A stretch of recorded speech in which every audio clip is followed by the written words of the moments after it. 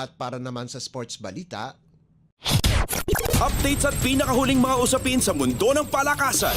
Atin ang pakinggan dito sa Ang Pilipinas Ngayon.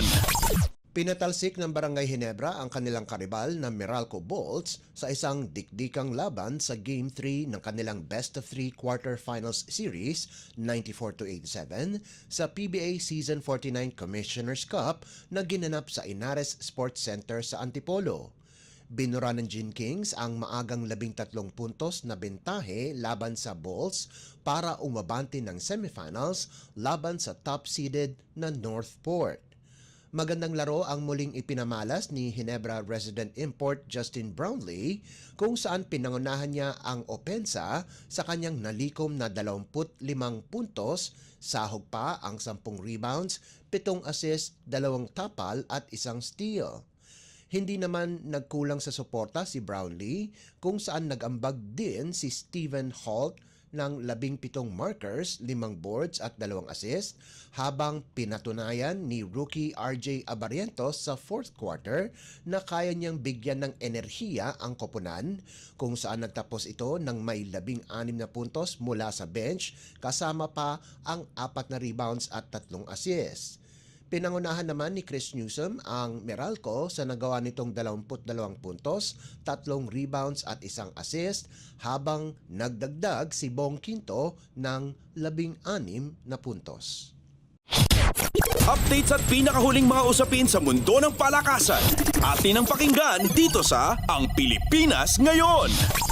Sa isa pang quarterfinals matchup, pinangunahan nina Dion Thompson at Adrian Nocum ang fourth quarter para lagpasan ng rain or shine ang Converge 112-103 para makapasok ng semifinals sa PBA Season 49 Commissioner's Cup. Bumawi ang Elasto Painters sa kanilang unang pagkabigo sa Game 1 laban sa Fiber Xers at ngayoy makakatapat pa para sa isang rematch sa semifinals ang TNT Tropang Giga.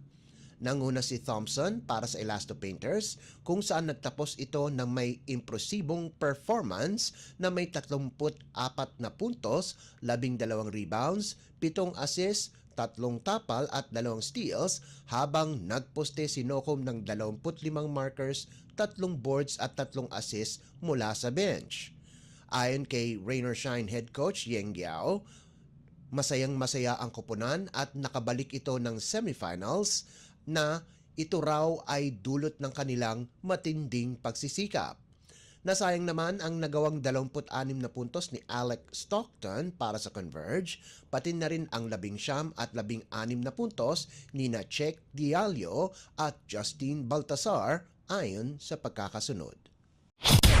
Updates at pinakahuling mga usapin sa mundo ng palakasan. Atin ang pakinggan dito sa Ang Pilipinas Ngayon.